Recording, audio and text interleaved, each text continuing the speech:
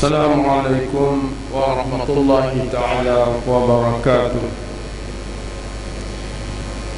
A'udzu billahi minasyaitonir rajim. Bismillahirrahmanirrahim. Alhamdulillahi rabbil alamin. Segala puji bagi Allah, Tuhan alam ini. Wa bihi nasta'in, hanya kepadanya lah kita minta bantuan. Wassalatu wassalam ala rasulillahil amin. Selawat dan salam kita ke atas Rasulullah sallallahu alaihi wasallam al-amin, seorang yang amanah. Wa ala alihi wa sahbihi ajma'in. Selawat dan salam juga ke atas keluarga Nabi, para sahabat semuanya. Wa man tabi'ahum bi ihsanin ila yaumiddin. Dan doa kita kepada sekalian muslimin muslimah yang ikut Nabi, para sahabat sampai kepada hari kiamat.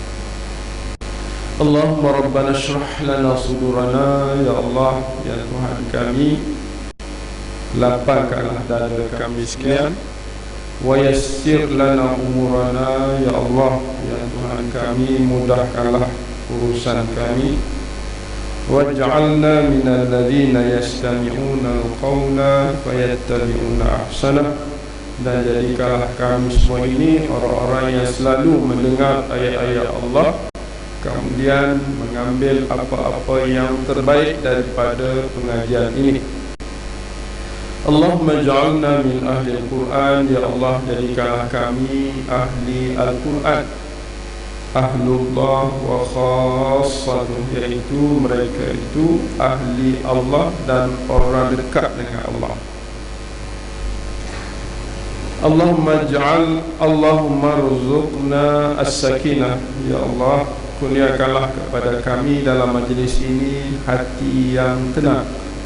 Warahmah, kurniakanlah juga ya Allah kasih sayang rahmatmu kepada kami. Wa doa al-malaika, juga doa para malaikat kepada kami. Wa zikrallahi fi man indah, dan ingatan Allah sentiasa setiap masa datangnya malaikat kepadamu ya Allah. Muslimin muslimat yang dirahmati Allah Subhanahu wa ta'ala sekalian, pagi ini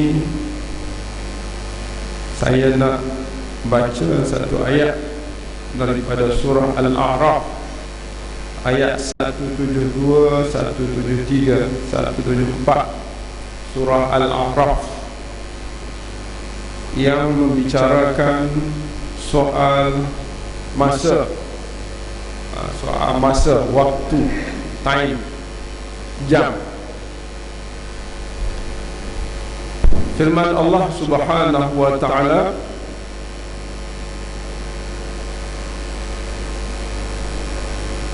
A'udzu billahi minasy syaithanir rajim.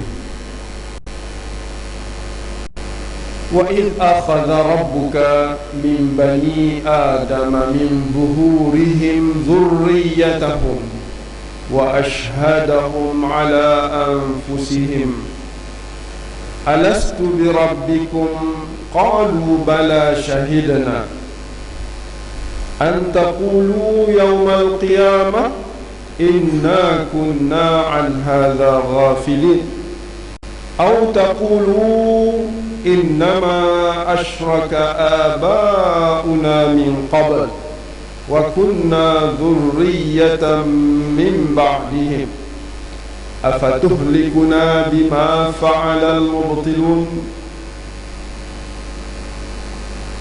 wa kadzalika nufassilu al-ayati la'allahum yarji'un. Shadaqallahul azim. Dan ingatlah kamu semua,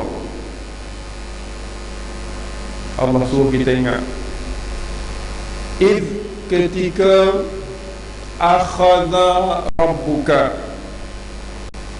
Tuhan engkau telah mengeluar min bani Adam, dari keturunan Adam, min zuhurihim, daripada tubuh belakangnya dan belakang mereka, dzurriyyatahum, sekalian zuriat Adam, wa ashhadahum, dan Allah membuat satu perjanjian kepada mereka, ala anfusihim, atas tanggungjawab diri mereka, dengan bertanya, alastu birabbikum, tidakkah aku ini orang yang mencipta kamu, Tuhan yang mencipta kamu? Mereka, yakni zuriat keturunan Adam alaihissalam itu menjawab, bala syahidna, benar ya Allah, kami berjanji.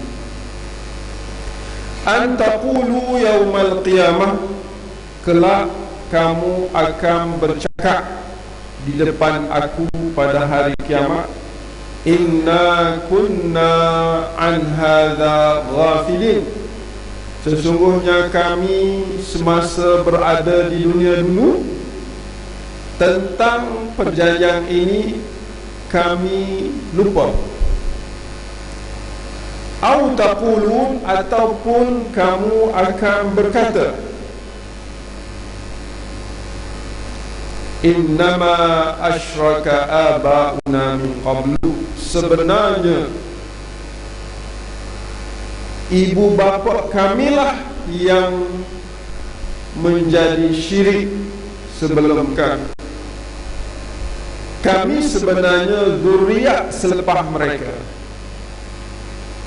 Apakah engkau ya Allah membinasakan kami dengan sebab mereka itu yang salah? Begitulah kami akan sentiasa ceritakan kebenaran-kebenaran ayat kami. Moga-moga kamu semua berubah. Begitulah lebih kurang ayat ini, tuan-tuan. Saya masukkan ayat ni di bawah masa. Dia tak nampak sangat masa, boleh masuk di bawah satu perjanjian. Tapi saya suka masukkan ayat ni di bawah masa. Sebab kita ni sebatan tubuh kita ni ada 5 masa yang kita lalui, yang kita pasti lalui dan akan berakhir di masa yang kelima, yang terakhir. Kalau kita lihat siri kehidupan kita bermula daripada perjanjian ini, masa, iaitu masa kita duduk dalam benih arwah. Dia panggil sa'atul arwah, masa kita jadi ruh dalam tubuh Adam alaihissalam. Masa tu Allah Subhanahu wa ta'ala keluarkan sekalian benih-benih Adam ini daripada Adam dan buat satu pertemuan. Dalam pertemuan ini Allah Subhanahu wa ta'ala membuat satu agreement, perjanjian. Wa ashhadahum ala anfusihim. Ashhada, ishhad, maknanya panggil, buat satu perhitungan terhadap siapa mereka itu sebenarnya. Wa ashhadahum ala anfusihim, dan mereka mengakui mereka itu adalah ciptaan Allah Subhanahu wa ta'ala yang merupakan manusia yang terbaik, kan? Jadi cuma Allah tanya satu je dalam masa ni. Allah tanya, alastu bi rabbikum, aku nak kamu semua ni wahai manusia, kita daripada dulu sampai sekarang kita dah lahir, kan? Tidakkah aku ini Tuhan yang buat kamu? Soalan, yang buat kamu, Rabbiku ni yang buat kamu, yang rezeki kamu, dan segala-galanya. Apa kita jawab masa dulu? Pada masa pertama dulu kita kata bala syahidna, benar ya Allah, Engkaulah Tuhan yang membuat kami, Tuhan yang memberi rezeki pada kami, Tuhan yang menghidup mematikan kami di dunia ini dan seterusnya sampai ke akhirat. Kita buat satu agreement, kita dah setuju. Allah kata, aku tak nak kamu jawab salah satu daripada dua ni di hari akhirat. Pertama, mungkin kamu jawab, inna kunna an hadha ghafilin. Kelak di akhir umur kamu, di akhirat besok, bila ditanya kembali dan dibawa ke neraka, kenapa kamu kena masuk neraka? Kita kata, inna kunna, kami dulu semasa di dunia.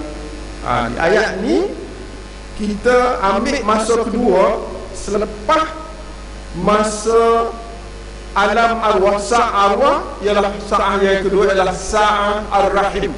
Sa'ah ar-rahim, masa kita duduk dalam perut mak, masa tu kita hidup, itu alam ataupun sa'ah ar-rahim. Sa'ah ar-rahim ni boleh jadi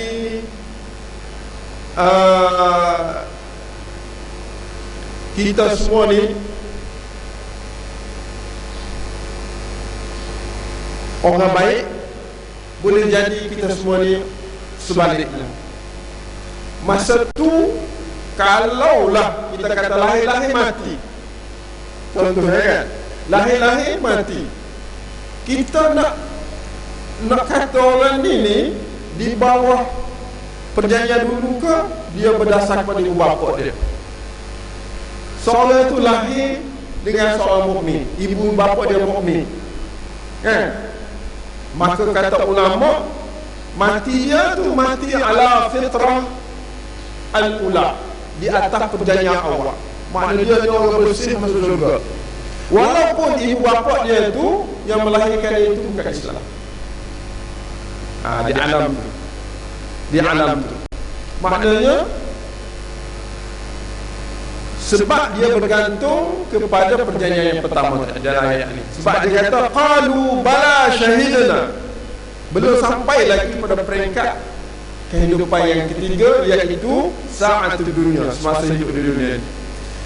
Bahkan untuk kehidupan yang ketiga di dunia, kalau dia mati sebelum balik, mati budak, kemungkinan mati sebelum balik itu dia akan mati atas fitrah. Atas fitrah makna apa? Makna dia mati atas perjanjian awal, makna dia masih lagi berhak menerima Allah sebagai Tuhan dan dia berhak masuk syurga Allah Subhanahu wa taala. Sebab kata Rasulullah sallallahu alaihi wasallam, tiap-tiap anak yang dilahirkan itu kullu mauludin yuladu ala al-fitrah. Setiap anak yang dilahirkan itu dalam keadaan fitrah asal, perjanjian asal. Hak menjadi masalah ya selepas balik kita pilih apa? Kadang-kadang berlaku kepada orang Islam. Maknanya time kehidupan yang ketiga ni di dunia ni, hal ni jadi kritikal. Saya nak cerita kehidupan yang ketiga. Kemudian kehidupan yang keempat ialah di alam barzakh, sa'atul barzakh. Barzakh ni macamlah R&R kita, singgah sekejap, rehat dan rawat. Kita duduk di alam barzakh ini, waktu alam barzakh ni sekejap je. Kalau kita semasa di dunia ni baik, maka di alam barzakh kita rehat. Duduk 1000 tahun duduk di alam barzakh, tak rasa pun kita duduk lama. Sebab di situ pun dah banyak nikmat-nikmat yang Allah Subhanahu wa taala gambarkan kepada kita. Akhir sekali Akhir sekali ialah kita akan berpindah masa ialah di saatul akhirah, semasa kehidupan terakhir di akhirat. Di sini akan teruji manusia. Ada dua jawapan yang manusia mungkin akan berhujah dengan Allah, dan kedua-dua ni tidak diterima Allah. Satu, an taqulu yaumal qiyamah inna kunna an hadza ghafilin. Bila sampai ke akhirat, masa akhirat, bila Allah Subhanahu wa taala tanya tentang perjanjian awal, lalu kita kata apa? Inna kunna an hadza ghafilin. Ya Allah, ya Tuhan kami, sesungguhnya kami semasa di dunia dulu kami tak ingat janji, tak ingat. Ini melibatkan dua perkara, tuan-tuan. Kadang-kadang kita buat ibadat ni pun kadang-kadang terlibat juga dengan perjanjian ini. Kalau mereka ni menjawab inna kunna an hadza ghafilin, kami tak ingat ya Allah. Tak ada kau orang kat kampungmu beringat pada kamu. Tak ada ya Allah. Ustaz pun tak cara. Tok Imam pun tak cara. Tok Dila pun tak cara. Tak ingat semua ya Allah. Kalau ingat saya tak jadi gini. Kalau soalan ni ataupun masalah ni timbul depan kita, kita ustaz, kita terima, kita orang reti, agak-agak kita boleh jawab dah. Dia jiran kita. Dia takut. Oleh sebab itu, muslimin muslimat sekalian, kalau kita jumpa orang tak sembahyang, sebutlah. Jangan kata ikut dia lah. Dia kerja aku untuk nenek dia ada, pok dia ada, jangan sendiri. Takut dia tanya saya esok, kerana dia tak ingat semua, tak ingatkan dia. Satu, ayat ini juga menegaskan kepada kita sesama Islam kena buat dua perkara. Yang pertama, amar ma'ruf. Yang kedua, nahi mungkar. Dalam banyak ceramah yang saya buat dan saya tanya soalan, apa itu ma'ruf? Apa itu ma'ruf? Kebanyakan jawapan dia kata ma'ruf ni pergi masjid ke apa, suruh orang buat baik gitu. Soalan ini dijawab dengan ma'ruf itu ialah benda-benda gitu. Buat baik, ma'ruf, suruh buat baik. Kita kena ingat muslim-muslimat sekalian, bila seseorang itu menjadi manusia hamba Allah yang benar, mukminlah, dia tanggungjawabnya apa? Tanggungjawab paling asas 5 perkara. Satu, syahadah. Dia kena ingat perjanjian dia. Asyhadu an la ilaha illallah, aku berjanji ya Allah bahawa tiada Tuhan yang ku sembah illallah kecuali Allah, wa asyhadu anna Muhammadan Rasulullah, aku berjanji ya Allah bahawa Nabi Muhammad sallallahu alaihi wasallam itu Rasulullah. Seorang muslim wajib menyebut ini. Yang kedua, dia kena semayang. Semua orang tahu seorang muslim wajib sembahyang. Yang ketiga, semua orang tahu seorang muslim wajib puasa. Yang keempat, semua orang tahu ma'ruf bahawa seorang muslim wajib bayar zakat bila cukup syarat. Yang kelima, semua orang tahu sebagai seorang muslim wajib kena pergi haji bila cukup, bila boleh pergi. Tiba-tiba kawan ni muslim dah buat perjanjian, tak sembahyang. Mana dia tidak ada ma'ruf, dia tidak buat ma'ruf. Dia tak buat orang dah buat berlaku, hak wajib buat, dia tak buat. Maka pada ketika itu wajib ada orang amiruna bil ma'ruf, orang yang buat kerja, ajak dia suruh sembahyang. Itu makna amar ma'ruf. bila dia tinggal benda-benda yang menjadi kewajipan dia sebagai seorang Muslim, dah berjanji, tiba-tiba dia tak buat. Masa tu kena ada orang paksa dia kena buat. Bukan main-main, kena paksa. Semayang ni kena paksa. Saya duduk atas status wajib paksa orang Muslim tak semayang. Kalau kita sebagai ayah, dalam peringkat paksaan itu bermula pada tahun ke-8, tahun ke-7 ataupun ke-8 sampai ke-15. Lepas tahun umur 16 tahun tu, kita kena bincang dengan anak. Hak tu kadang-kadang kita kena berkawan, bincang dengan anak kita umur 16 sampai 21. Lepas pada tu dia kahwin, maka tanggungjawab kerajaan memaksa anak-anak rakyat, memaksa rakyat untuk sembahyang.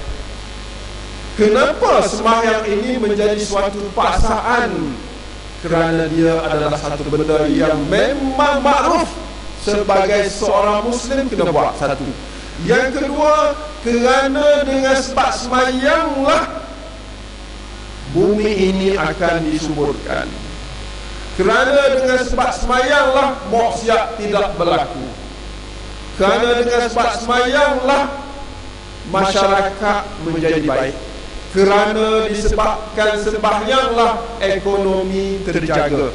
Kerana disebabkan sembahyanglah politik dapat distabilkan, negara dapat diamankan. Betul, kau cakap gitu. Kau percaya tak? Kita rosak negeri sembahyang. Sebab kita tidak buat benda yang kita buat agreement. Berapa ramai orang Islam tak sembahyang? Lebih pada 50% sekarang. Semalam, minggu lepas, saya buat rombongan. Saya pergi ke Thailand dengan motor Krabi, 1,600 km naik motor. Campur guru-guru motor. Mak rempek, saya pun rempek juga. Merempek. Pergi sana. Jadi kita tak kenal rombongan kita. Ada yang kenal, ada tak kenal kan. Kita buat agreement, perjanjian nak pergi sana, pergi. Dalam perjalanan tu pun ramai yang tak semayang, kan? Ramai yang tak semayang. Kalau dalam 20 orang ada yang tak semayang, bagaimana yang ramai? Kan? Nak bagi tahu kepada kita bahawa kalau sembahyang tu tak semayang, maknanya apa tuan-tuan? Wajib ada orang yang mengajak supaya semayang, menyuruh pada semayang.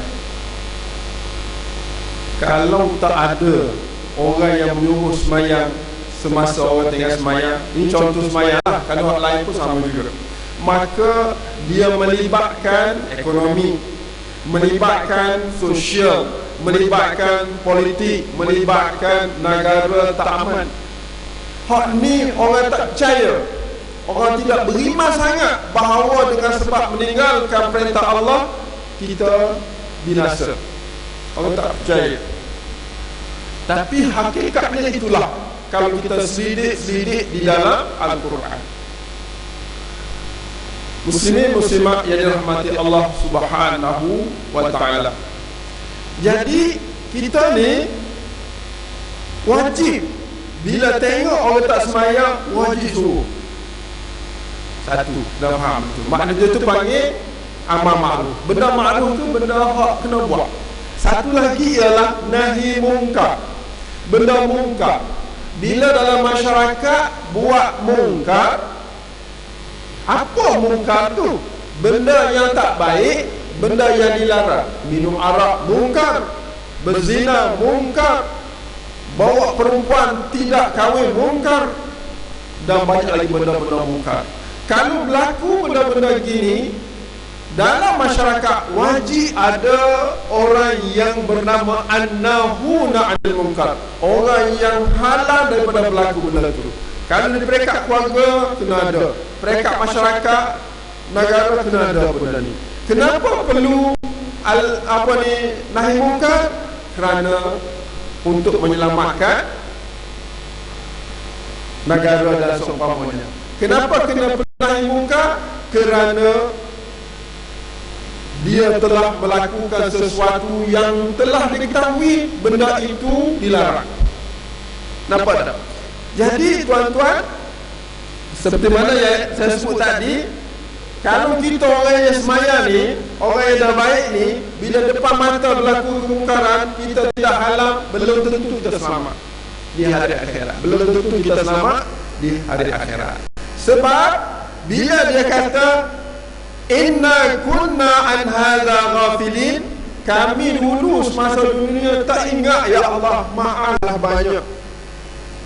Lepas dah dia kalau jawab gitu, kena cek dulu. Kalau memang dia tak ingat kerana tak ada orang tahu, macam orang asli, dia fitrah kan, tak ada orang ingat dia, tak ada orang dakwah dia. Macam mana dia ni? Agak-agak dia ni salah ke tak? Ya, kalau tak ada orang beritahu, kena masuk kes ni, kena panggil mereka. Nah, apa orang asli ni? Tapi tak ada nak kata juga. Kita kata dia takkan tak tahu, dia lalu sama ke gomak ni. Nah, takkan tak tahu Islam masjid dah. Dia tak tahu ya, tak tahu dah. Nisa. Baik, boleh maknanya tuan-tuan, satu perkara yang paling penting dalam hidup kita, dalam perjanjian kita semasa awal dulu, kita kena pastikan diri kita ini terlepas. Yang kita semayang di kemari masjid, yang duduk dalam masjid, terlepas daripada sebut. Macam mana kita nak buat? Kalau jumpa orang tak semayang, suruh dia semayang. Dia tak nak dengar, kerja dia dah suruh dia. Kalau dia jumpa Tuhan besok, dia kata aku lupa, tak, imam dah cakap. Mana imam kita? Imam dah beritahu dah, suruh kahwin. Tapi tak kahwin juga, dia bawa kata-kata. Dia kata, ada tesak, kena masuk neraka. Sebab Allah beritahu dah, muntah nak ikut. Itu satu benda, sesama Islam wajib ada dua. Kalau dia tinggal hak baik, kita kena suruh hak makruf. Tinggal semaya kena suruh. Kalau dia buat benda jahat, kita kena larang. Itu sesama Islam. Ada satu lagi jawapan mereka di hari akhirat. Kalau dia, sebahagian mereka dia kata apa? Innama asyraka aba'una min qablu wa kunna dhurriyatan min ba'dihim. Ya Allah, ya Tuhan kami tak salah. Yang salahnya tok nenek kami. Dia masa tu, ya Allah, dia yang syirik. Kami ni zuriat dia, ikut dia aja. Kami ni zuriat dia. Contohnya, kalau kita tanya anak-anak orang Cina, kenapa tidak Muslim? Tanya orang dia, kenapa kamu tidak Islam? Jadi saya tak Islam.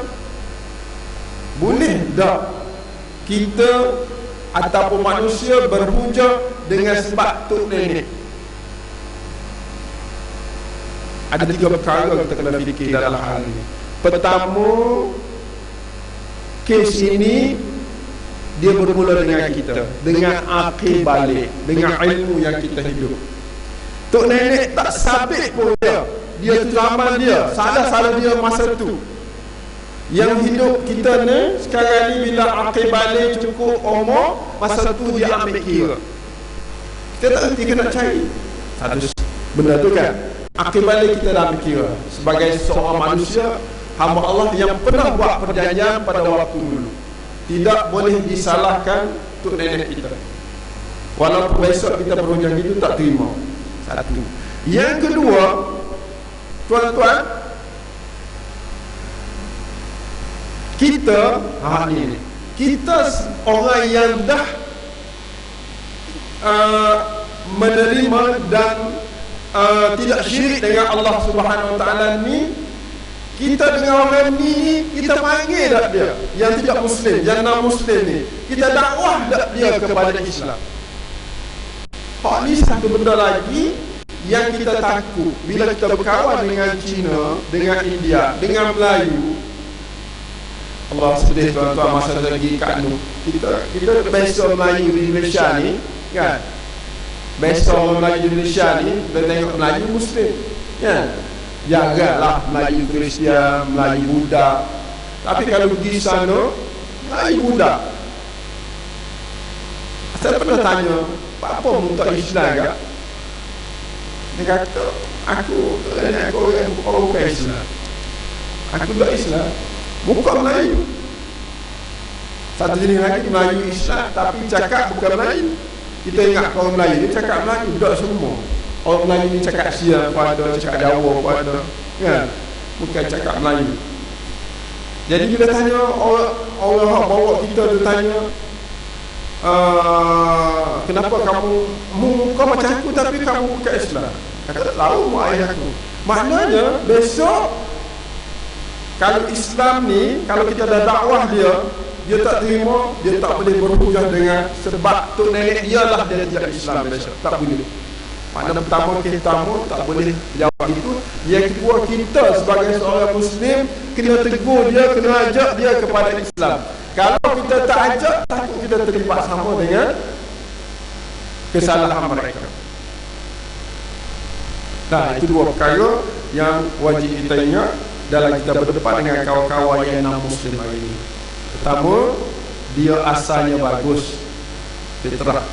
Kemudian dia salahkan untuk nenek dia, kata nenek dia sesat. Tak boleh sebab kita setiap kita tanggungjawab. Yang kedua, orang yang Islam ni kena ajak dia untuk Islam. Okey, kena ajak dia untuk Islam. Faham tak tuan? Makna kita tidak boleh rasa selesa. Kita orang pencet tak ada rasa selesa. Kalau kita ada kawan Cina kat dia ke Melayu ke, kena ajak dia kepada Islam. Soalnya dia nak terima, tak nak terima ni kerja Allah Subhanahu Wa Taala. Yang penting kita beritahu dia. Baik muslimin muslimat yang dirahmati Allah Subhanahu Wa Taala, kenapakah usaha ini perlu dilakukan? Andaian tadi pertama, orang Islam ada dua. Kita kena buat kerja amar ma'ruf nahi munkar. Ini untuk orang Islam saja. Untuk bukan Islam, wal takum minkum ummatun yad'una ila khair. Ada di kalangan kita ni ajak orang untuk kembali kepada Islam. Ini kerja kita dalam kerja kita. Semampu yang boleh kita buat. Ada puan saja beritahu. Jumpa saja dengan kawan kita, beritahu kepada Islam, masuk Islam. Boleh Kenapa perlu? Wa kadzalika nufassilul ayat. Beginilah kami menerangkan kebenaran kami. Sebab apa? Wala'allahum yarji'un. Dengan sebab tadi boleh jadi mereka berubah kembali kepada kebenaran. Orang Islam semayang belaka, orang Islam puasa belaka, orang Islam buat ma'ruf belaka. Sebab benda tu menjadi ma'ruf kepada setiap Muslim. Orang bukan Islam diberitahu belaka, sebab benda tu memang asal dia Muslim. Sebab tu seorang yang bukan Islam, bila dia masuk Islam, kita tak boleh kata, oh dia masuk Islam. Tak, dia kembali kepada fitrah asal. Kembali kepada fitrah asal. Baik muslimin muslimat yang dirahmati Allah Subhanahu Wa Taala. Boleh setakat tu. Mana pagi ni kita ambil pertama tadi, kita ni ada 5 masa. Masa apa? Arwah kita buat perjanjian. Dan masa rahim, itu masa kandungan itu bila kita duduk dalam rahim. Kalau kita mati dalam keadaan fitrah awal. Yang ketiga, dunia ini kita hidup. Di dunia inilah kita sekarang ni dah zaman yang ketiga dah. Zaman pertama lepas, zaman kedua, zaman perjanjian pertama lepas, zaman kedua dah lepas, zaman ketiga ni, masa ketiga, iaitu di dunia. Lepas masa dunia, kita akan pergi ke masa barzakh. Barzakh ini ialah transit sekejap je untuk terus sampai ke tempat akhir kita, iaitu masa akhirat. 5 masa ni. Dan masa dunia, masa alam barzakh, dan yang ketiga akhirat. Barzakh tidak ada kaitan dengan amalan, yang ada kaitan dengan masa kita sekarang. Masa kita sekarang ni, Allah Subhanahu wa ta'ala akan nilai kita, amalan kita. Dalam masa dunia ni, anda nak share dengan tuan-tuan beberapa perkara.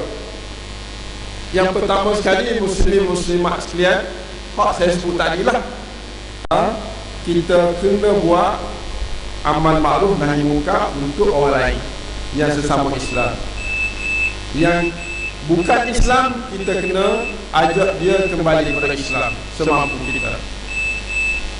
Kemudian untuk diri kita, Allah akan uji 2 perkara, tuan-tuan. Untuk diri kita, Allah akan uji 2 perkara. Yang pertama, Allah uji dengan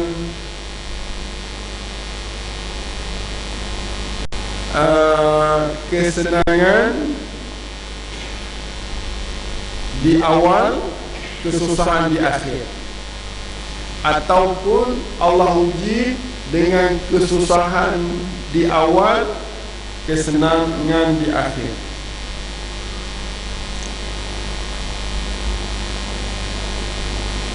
Ada jenis manusia Allah Subhanahu wa ta'ala beri nikmat di awal, daripada dia lahir lagi. Nikmat siapa dia pencing, dia susah. Macam mana boleh susah di akhir umur? Dia susah mungkin disebabkan duit dia dah habis, anak dia mungkin tak cara kat dia, ataupun dia tiba-tiba ditimpa sakit gaut, ataupun ditimpa sakit apa ni sakit sebelah tu, stroke dan seumpamanya. Sakit yang menyebabkan tak boleh kerja, yang menyebabkan tak boleh cari rezeki, dalam masa sama dia tidak ada rezeki. Ini sebenarnya perancangan Allah. Orang yang kena penyakit di akhir umur, ataupun susah di akhir umur, ataupun tak ada rezeki di akhir umur ini, jangan kita silapkan kita. Itu adalah perancangan Allah yang disebut dalam ayat 9 surah Hud. Wa la in adzaqnal insana minna rahmatan thumma naza'naha minhu. Benar-benar kami akan beri kepada sekalian manusia, sebahagian daripada manusia, rahmat kami, beri sepanjang hidup. Thumma naza'naha minhu, kemudian di akhir umur kami ambil balik daripadanya nikmat itu. Innahu kana ya'usul kafur. Akan berlaku kepada orang ini 2 penyakit yang kadang-kadang bahaya sangat. Pertama, ya'us, dia akan datang dalam diri dia putus asa. Kan kita di akhir umur, kalau kita susah sangat kan, sakit pula, pak orang tak cara pula, anak pun tak cara, dia akan mari rasa ya'us, putus asa nak hidup. Lepas putus asa, dia mari pula penyakit kafur, malu Tuhan, kufur pada Allah. Berhati-hati ya, kalau bagi sesiapa yang diuji Allah waliyahzubillah, semasa dia pencen tu, habis duit pencen, lepas tu anak pun tak cara, dia nak pergi masjid pun tak boleh, kaki sakit pula, gaut pula, ini pula, ini pula, tak boleh nak hidup. Jadi dia pun ngepek, kata Tuhan, wui molek-molek aku, lah ni aku susah, tak berhenti Tuhan, tak pandai awak hidup, dia marah Tuhan. Jangan, kita kena sabar banyak-banyak, teruskan amalan kita, dekatkan kita dengan akhirat, dengan masa akhirat dekat ni. Bila dekat, walau bagaimana keadaan pun, sabarlah. Dalam masa tu kena buat segala perintah Allah Subhanahu wa ta'ala. Ada satu jenis lagi manusia, tuan-tuan sekalian, dia susah dulu. Masa muda juga, Masya Allah, susah. Susah sangat-sangat masa muda. Ini disebut dalam ayat 10 surah Hud. Walain azaqnahu na'ma ba'da dharra. Kami benar-benar akan menguji manusia na'ma ba'da dharra, senang selepas susah. Omongan apa biasa kita senang susah dulu 40 surat atau mau masuk umur 40, 30, 40 tu senang. Dulu kan susah sangat masa nak belajar tu, ya Allah. Api cara, api tanda, jual tanah mau juga susah ngaji. Bila kerja semua kali senang hidup. Tuan-tuan ingat, ini satu fitrah ke? Tak. Ini satu ujian Allah. Kami akan rasakan sebahagian manusia begini. Bila dia senang hidup, apakah selesai masalah? Takut-takut dia akan cakap salah. La yaqulanna, di masa ini, di masa ni manusia, orang ni akan bercakap, zahabas sayyi'atu anni. Oh, aku dah senang ni, aku dah lalui segala kesusahan, aku selesa. Akulah yang menyebabkan berubahnya keluarga aku. Akulah yang menyebabkan ekonomi ni baik. Akulah yang dirasa aku. Ini dia disebut oleh Allah, innahu la farihun fakhur. Dia ni lahir dalam diri dia perasaan terlalu megah dengan kebolehan dia. Dalam masa yang sama tak ingat lagi masjid kerana sibuk ekonomi di akhir umur. Tak ingat nak sembahyang kadang-kadang. Anak-anak terbiar kadang-kadang disebabkan kemewahan yang dimiliki setelah susah. Ingat, orang ni pun walaupun dia senang sampai mati, tidak mustahil dia akan masuk neraka kerana kecuaian dan riak dan rasa megah diri dalam hidup dia. Waliyazubillah. Nampak tak? Kita ni yang duduk dalam masjid ni ke mana? Hak pertama ke kedua? Kalau orang kata, Ustaz, kalau Ustaz diberi pilih, nak senang dulu ke senang kemudian?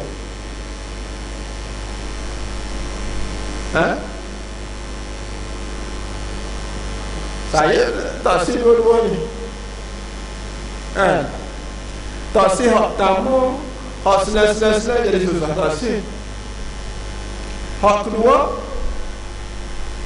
susah dulu, akhir senang lupa. Tak sih. Nak hak macam mana? Senang daripada awal sampai akhir. Nah, mana orang kena kalau nak senang sampai akhir? Ada cara rupanya Quran ajar kita. Ada cara rupanya Quran ajar kita. Ya Allah, Quran ni subhanallah. Ada 40 hadis Quran bercerita tentang kelebihan Quran. Semalam saya sempat belajar sikit, belajar dengan ustaz yang cerita hadis-hadis 40 hadis tentang kelebihan Quran. Sebab tu kita kena reti Quran ni. Quran ni menceritakan cara hidup yang tidak melibatkan kesukaran di awal, kesenangan di akhir, yang membawa kepada riak, megah, dan tidak melibatkan akhir umur kita susah, awal senang akhir susah. Tak terlibat orang ni. Maka mana nak buat? Dalam surah Hud juga ayat 2, Allah Subhanahu wa taala beri 3 tips untuk kita ini sampai mati tak terlibat dengan benda-benda hak sebut tadi. Pertama sekali, muslim-muslimah kita ni hak duduk sembahyang ni tidak semestinya kita kekal gini. Jadi kita kena pastikan pertama kita beribadat, kita beribadat jangan tinggal. Dalam masa beribadat itu jangan syirik. Kalau kita terlibat dengan syirik, walaupun kita sembahyang, puasa, zakat, Allah tak terima kita. pastikan setiap kita tidak syirik dalam beribadat kepada Allah. Adakah orang syirik dalam beribadat kepada Allah? Allah ta'budu illallah. Kamu wahai manusia jangan buat ibadat di samping Allah ada lagi meminta dengan lain. Kalau hak ni ada, buatlah ibadat macam mana pun Allah tak terima. Contoh dalam hidup kita semayang. Bila kita sakit, kita main cari bomoh. Bomoh pula bomoh siam. Apa bomoh siam tak boleh kan orang Islam? Boleh, tapi siam dia bukan Islam lah. Ataupun orang asli. Ada tu bomoh orang asli, dia kata penyakit awak ni kena bawa ayam seekor. Ayam comel, ayam jantan, bawa pada saya pindahkan penyakit awak ni kepada ayam. Kemudian ayam itu mati kerana dia bawa penyakit awak hidup sempurna. Boleh kau gitu? Rusak. Rusak.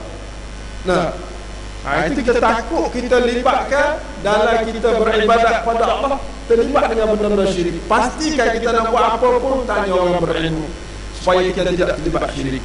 Baik, sesat. Ini kalau kita buat ni, selamat kita. Yang kedua, dalam celah-celah kehidupan ini, mata kita kadang-kadang bersalah, telinga kita kadang-kadang bersalah, kaki kita dan seumpamanya kadang-kadang bersalah. Kata Allah, wa anistaghfiru rabbakum. Mu kena selalu beristighfar kepada Tuhan.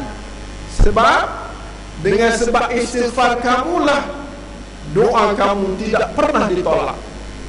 Maknanya syarat kedua untuk hidup sempurna, kita lidah kita jangan lekang, jangan lupa sentiasa istighfar kepada Allah. Macam mana? Kita terlibat sikit ya. Astagfirullahalazim, astagfirullahalazim, astagfirullahalazim. Sebab apa? Dengan sebab istighfar itu kita tak ada dosa. Kalau besar ada dah, hak kecil ni. Kalau kita biarkan tanpa istighfar, dosa kecil jadi kebanyak-kebanyak gelak. Gelak kita minta doa Allah tak dengar. Gitu. Yang kedua. Yang ketiga, summa tubu ilaihi. Summa tubu ilaihi. Kemudian kamu kena segera buat taat pada Allah. Kalau azan panggil, cepat-cepat pergi. Kalau anak tak semayang, cepat-cepat suruh anak tak semayang. Kalau apa lagi?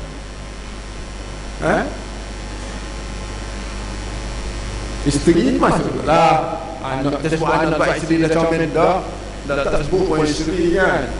Isteri pun masuklah, siapa-siapa jiran kita tak semayang, cepat-cepat kita suruh dan seumpamanya. Makna kita menyegerakan perintah Allah dan menyegerakan tinggal larangan Allah. Ketiga-tiga ini kalau kita buat, Allah Subhanahu wa ta'ala berjanji dengan sungguh-sungguh, yumatti'kum mata'an hasana ila ajalin musamma. Allah beri hidup senang lena sampai ke akhir umurnya. Mati pun mati molek.